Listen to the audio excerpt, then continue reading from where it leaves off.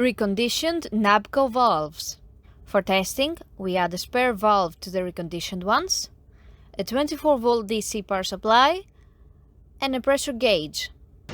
By adding the power supply, the valve opens and we can see the 7-bar output on the gauge. The same process is repeated for the second valve.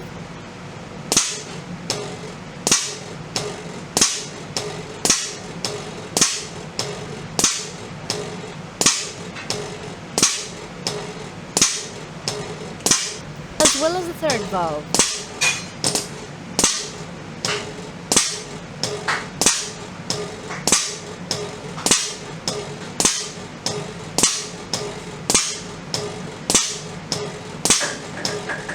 It is now clear that all three valves are operating successfully and are ready to be delivered to the customer.